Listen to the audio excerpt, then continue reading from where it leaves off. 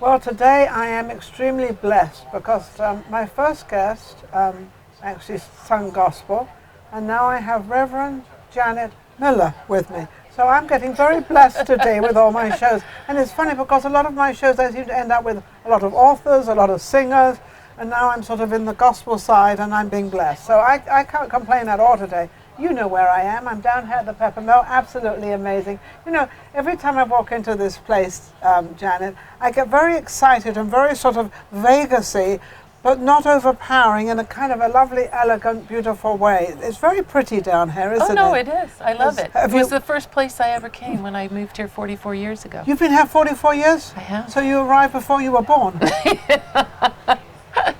Did I say the right thing? Yeah, you did. That was good. That was a good one.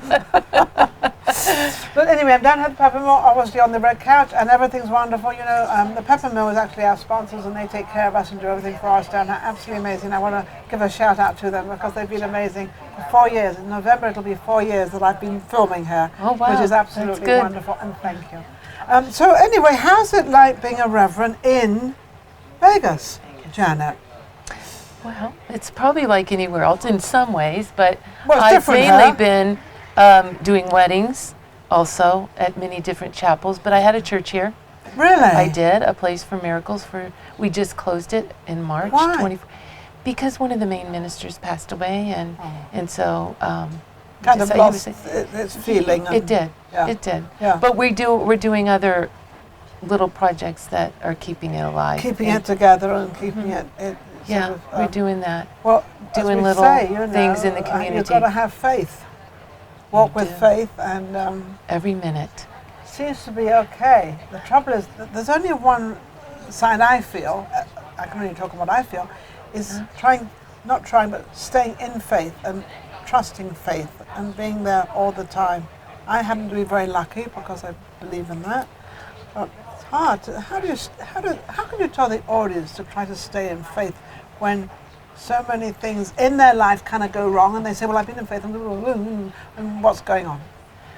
Well, I can only speak from my own experience, yes. But I get, when I feel bombarded, I either call a friend to remind me about who I am and why I'm here, what purpose, and I see my belief. And if you know what your purpose is, it's a little bit easier. Like you said, you feel lucky. I feel lucky as well. And that if I know my purpose, and I think everyone's purpose is to extend love wherever we go, no matter what's happening. And then we need to extend the love to ourselves when we feel like our life is a mess. And I think you have to get quiet. Yes, yeah. I think when you're talking about a purpose, I think you're talking about a gift as well, because it can be interpreted as a gift. Of my two other guests, both have gifts, and they're sharing their gifts, and that's their purpose of life. When you think about it. Well, how we extend love shows up in different forms. Yes. And theirs was singing or entertaining in another way. And both of them, Ninon, a guy from being in Paris for 37 years and decided to come here and doing very, very well. But he has this gift, so I asked him to sing something. He said, well, it's going to be gospel. I said, I don't mind what it is. And he comes up with this incredible, I don't think you were here yet. Oh, he comes up with this incredible gospel singing. I mean, it was just beautiful.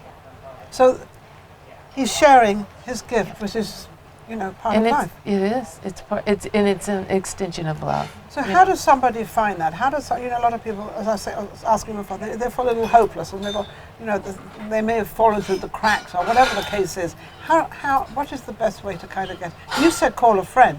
I call a friend, and I have a lot of minister friends, so that's always helpful. But I also put your call on the right track. I have a lot of minister friends I call, but I call a friend. They're not all ministers, but yeah, I call them, and I also meditate. So sometimes you have to get quiet and ask yourself what's going on inside of you. Yes. Where am I going? What am I doing? Is it okay? Yeah. Ask yourself. Yes. And really that's asking, how do I want to say that? Your inner self, your God self, or however somebody wants to say that. And it's funny how you're trying to describe it, because I've often thought, how do you describe your inner self? Because how do you know your inner self? Well, of course you know. You're with it 24 hours a day. Yeah. So you do know what it is. You do know when you do something not the right way. I'm not going to say do wrong, but when it's not done the right way. or you've gone a little bit to the left and you should have probably gone straight ahead or to the right, but you haven't obeyed your inner self. Is that kind of where it's at? Yeah. And you know, because your intuition, something inside you tells you. How does that happen? I don't know how that happens. Your gut, it's always different with each person. I obviously. agree with that. Now, I'm coming out of the house today, and I had to go back to do something else. And because I went back to do something else, reminded me of what I really, really needed. And I have those things happen. If you obey of a feeling of to do something, to go back and say, I'll go back later. Well, maybe you shouldn't go back later. Maybe if you do it now, then that kind of stirs something else up. And that's what it did to me today. So I have a lovely example of it. Is that how it works? I think so. Well, I was getting makeup the other day. Yes. And this young girl was helping me. She had to come from another counter. The counter I was at didn't have the person, but she happened to come over. And when I got done with her, she was asking me what I did for a living. And then I told her about some other stuff I was starting. But when I left, I said, I want to give you a hug. Now, some people wouldn't do that because they think you don't know that person. No. I've had people tell me, you actually especially with this day and age of suing everybody. But I don't worry about that, to tell you the truth. Well, if I did, I would be a big problem. 24-hour problem. So I gave her a hug. She was so thrilled that I gave her a hug. That somebody actually liked her. She had tears in it. She told me she needed a hug that day. She needed it. And she got it. Yeah. And you happened to be there. I gave her my card, and she was so happy. She said she'd call me. I told her to call me anytime. She got in this car. I don't, you always have to be able to step out of the box to do these things for people. Absolutely. I'm going to tell you that what you just explained, Janet, was a very simple thing. But sometimes it's the most simplest things that can actually make that day or make that desire, or having faith, back to faith, that I wanted a hug today, and because I probably reached out with my vibes, or whatever you want to call all this stuff, I don't know what it is. It's energy. I'm going to call it energy. It's energy. It's energy. So if you feed out the right energy, you get the right energy back? Yes. You do? You do. You do. Absolutely. And I had the same thing happen at Office Depot yesterday when I was picking up these things. This lady was listening to music, and I had my cell phone fell over. See, these are the things, like you said, you went back in the house. Yeah, I had to go back for that little thing. Just fell on the other side of the car, so I had to go get it. Yeah. And she had this song playing, and she was so happy singing, Stuck in the Middle with You. That's what the song was. That's cool. She was like into this song. So I went, I picked up my phone, she said hello to me. Then I walked, and then she ended up talking behind me at Office Depot. But then I left. She came out after me, and I knew she wanted to talk to me. Yes. And when she found out I was a minister, we stood on that sidewalk for over an hour right outside the thing. In the heat. In the heat. But she needed to talk to some. Yeah. Well, no, it didn't, because it I knew I was supposed to be there. In fact, the funny thing, I'm going to even add on that, there was no heat around. There was just a conversation. You're absolutely right. It's funny. That's the truth. Yeah, and I believe that because sometimes people say, oh, it's so hot out here. So I said, well, if you keep believing it's going to be hot, it's going to be hot. Just don't think of the heat, and it won't be there. That's how I actually float through life. Because you can't judge life. No. You just don't know what's going to happen and what comes into your path. But so how's it like being a minister, Reverend, as a woman? Is it? That's interesting. That's a really good question. Hit a button. You did hit a button. So I've been doing it for 22 years. Yeah, it's difficult sometimes. Why? Mainly in the wedding business, because people will still ask for a male minister. Why? I'm going to be the why person. Why?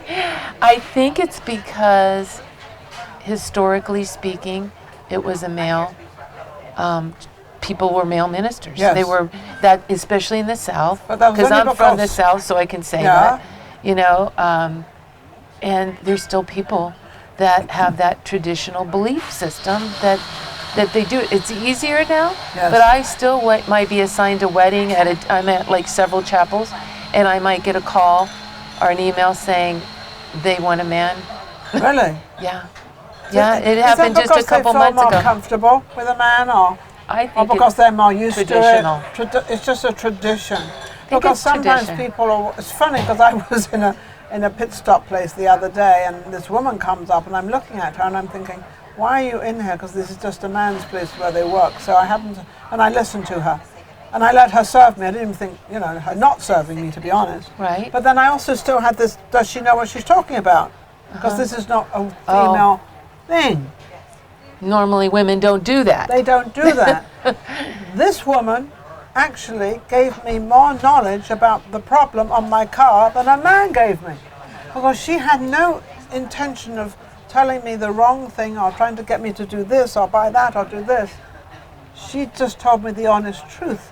Because as a woman, she wasn't trying to get anything out of me. That's right. A woman to another woman wasn't. It was quite simple and quite easy. But she really helped me, and I'm trying to remember where I was at. So I want to go back and tell her of how great she was. I really want to do that. Well, that's good because I do those things too. Yeah, I really would like to go back and tell her. So back to you as being a woman. So it has been hard, but you have stuck it out. Oh yeah, I stuck it out because I love what I do. So when you marry somebody, so when you're a minister, you mostly do weddings. So what you see this couple and you think, are they really matched? Are they okay together? Yeah, but I usually have to speak to them separately. Yes. And so, because I have to bond in like less than 5 minutes or so. Yes. I have to bond with one and the other. And they've taken 10 years. Yeah, or less sometimes. Or less I shouldn't sometimes. say that. Sometimes it's less. Yeah, and I have to bond, and once in a while I might feel like I don't think this is ready yet. Yeah, I do. Really, have intuitively. I might. They could get better in a couple of years, but at that particular time. And do you think that you're picking up the vibes of both of them being apprehensive about getting married? Sometimes I probably am, but sometimes I can feel the love too. Oh, well, and while I'm doing this ceremony, I tear up because I feel it so That's why strongly. they always want a man, because a man doesn't cry.